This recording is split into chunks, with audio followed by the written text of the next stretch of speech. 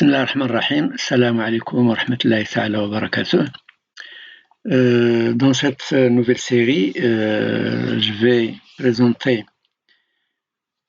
comment élaborer une étude statistique dans le cadre d'une série de 3 vidéos qui vont porter sur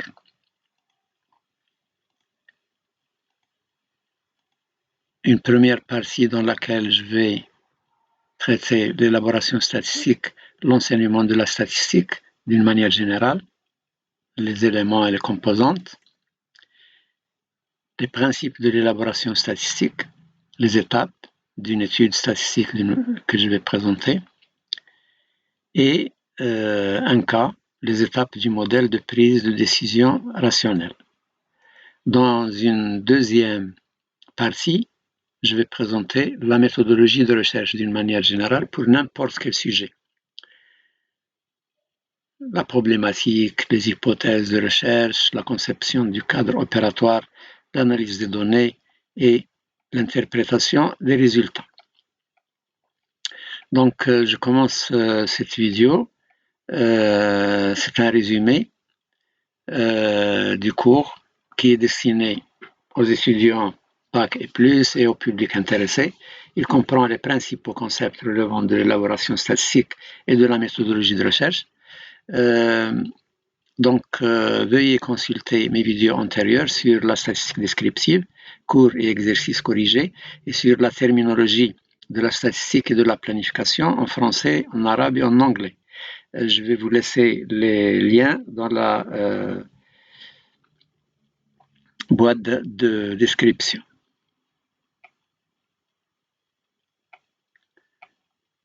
Donc, je commence par la première partie, l'enseignement de la statistique. La statistique est une branche des mathématiques qui est fondée sur le raisonnement logique. Donc, comme vous voyez les liens qui existent entre l'enseignement de la statistique avec les mathématiques, les probabilités et autres domaines.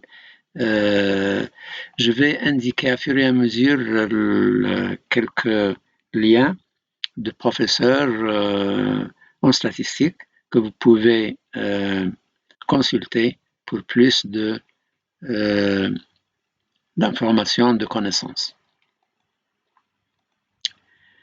Elle vise à décrire et synthétiser numériquement l'information collectée par le biais d'investigations spécifiques sur des ensembles d'unités concrètes et permet d'analyser, prévoir les tendances et planifier l'évolution des phénomènes dans différents domaines.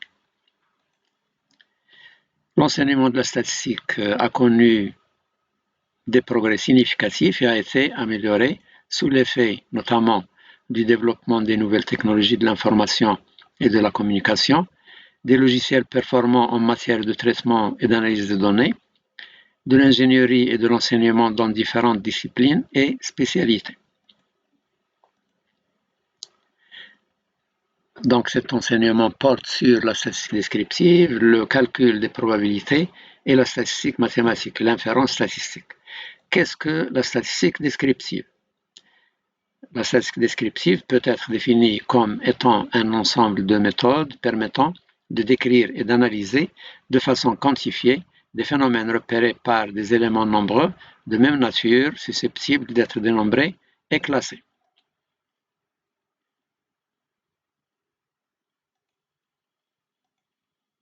Le calcul des probabilités, quant à lui, a pour objet l'étude des mécanismes aléatoires et des propriétés que possèdent les produits de ces mécanismes. Il est fondé sur des axiomes et sur des modèles mathématiques qui sont appliqués à des domaines d'ordre statistique.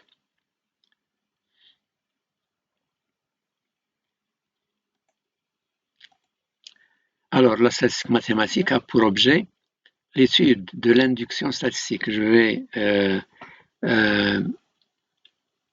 traiter l'induction statistique dans la deuxième partie, c'est-à-dire l'analyse de l'information obtenue à partir d'un mécanisme aléatoire. Elle permet de faire la liaison entre la statistique descriptive et le calcul des probabilités et vise à appréhender les caractéristiques de la population mère enquêtée sur la base des résultats de l'échantillonnage et de la connaissance du modèle de sélection aléatoire des unités constituant l'échantillon. Alors, qu'est-ce que la statistique inférentielle ou bien l'inférence statistique? Elle consiste à inférer des résultats à partir d'échantillons d'individus et à les généraliser à la population. Comme vous voyez ici, donc de la population, on tire un échantillon de taille n, on étudie les caractéristiques de l'échantillon et à partir desquelles on fait une déduction, donc déjà la statistique descriptive, puis l'inférence statistique et on détermine les paramètres de la population. Je vais détailler tout cela dans la deuxième partie. Ou des populations à partir desquelles ces échantillons ont été tirés selon des méthodes de sondage spécifiques.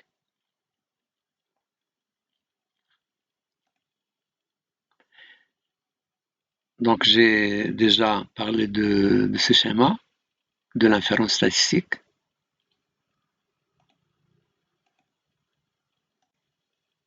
Donc la statistique inférentielle extrapole les observations faites sur ces échantillons et permet de tester des hypothèses et de prendre des décisions les concernant.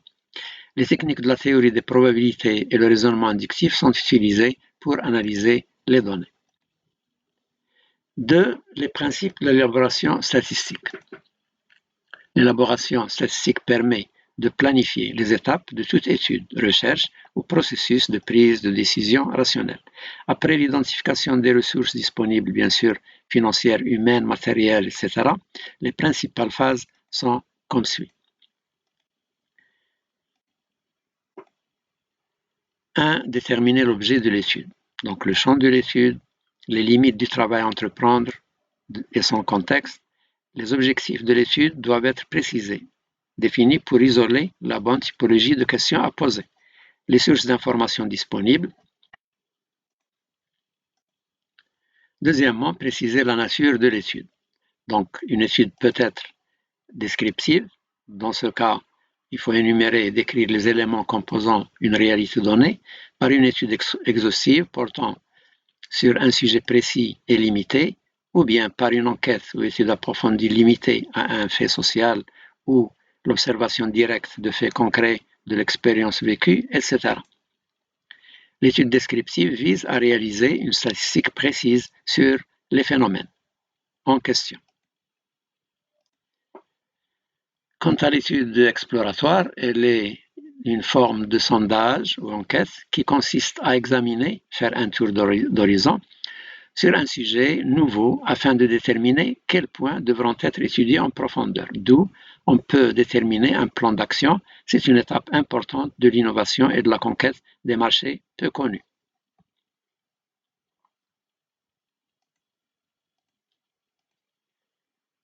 Quant à l'étude explicative, dans ce cas, il faut comprendre les relations entre les éléments, les données et les variables composant cette réalité.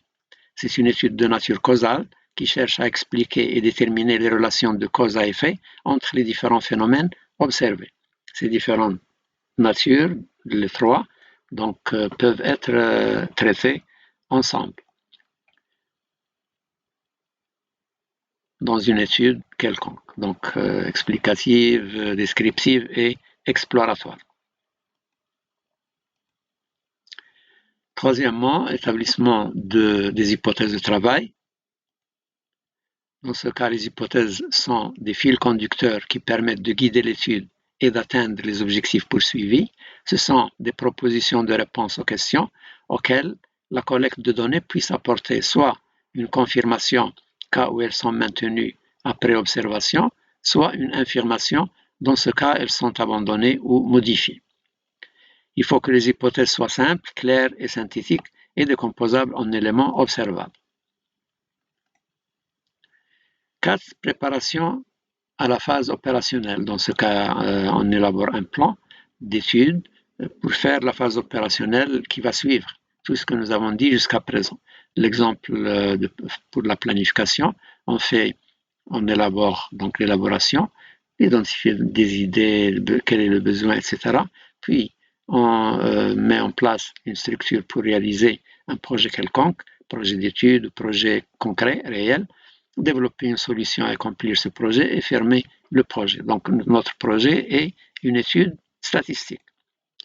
Donc spécifier le niveau d'analyse qui ressort généralement de la formulation des hypothèses de travail, décomposer ces hypothèses en éléments ou variables observables, identifier les variables visées par l'étude, la formulation des interactions entre ces variables, ainsi que la conception des tableaux où seront consignés les résultats.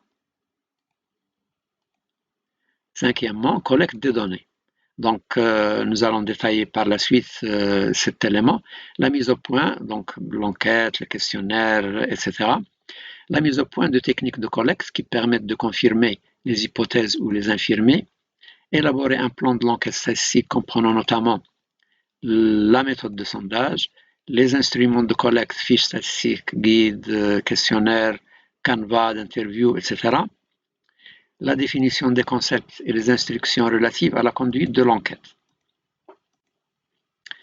La collecte de l'information de données documentaires, documents, chiffres, cartes, tableaux, graphiques et la collecte de données d'observation directe par l'enquête finale d'un échantillon de la population ou s'il s'agit d'un recensement exhaustif de toutes les unités de cette population.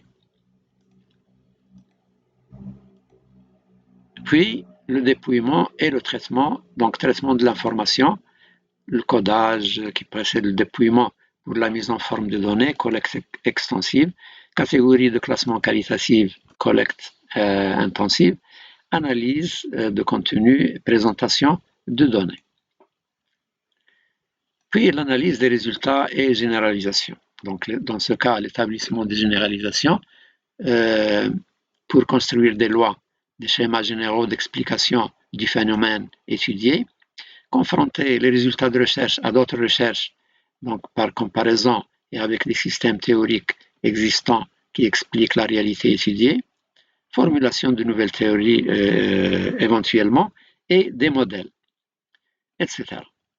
Donc, voir le raisonnement inductif, comme j'ai dit dans la deuxième partie, nous allons détailler plusieurs éléments de ce que j'ai annoncé dans cette vidéo que j'ai voulu faire un peu résumé pour ne pas l'alourdir davantage. Donc, le cas d'étape du modèle de prise de décision rationnelle pour améliorer la gouvernance et la gestion. Dans ce cas, je détermine quelles sont les étapes pour un modèle de prise de décision rationnelle. D'abord, il faut faire un diagnostic pour comprendre le contexte et définir la problématique de recherche, choisir les fondements théoriques, le domaine d'étude et les objectifs. Puis, définir les indicateurs de performance que nous allons mesurer pour les mesurer, puis recueillir les données quantitatives et ou qualitatives, analyser les données pertinentes, puis la phase de modélisation, donc l'identification des options possibles, sélection rationnelle des solutions optimales et faire les priorités. Puis la planification et la mise en œuvre. Et finalement, l'évaluation et l'analyse des résultats, le suivi de la décision et bien sûr, éventuellement, l'analyse des effets et des impacts. Je vous remercie pour votre attention. Donc, je vais faire, Inch'Allah, la deuxième partie dans une deuxième vidéo. Donc, merci pour votre attention et à la prochaine vidéo, Inch'Allah.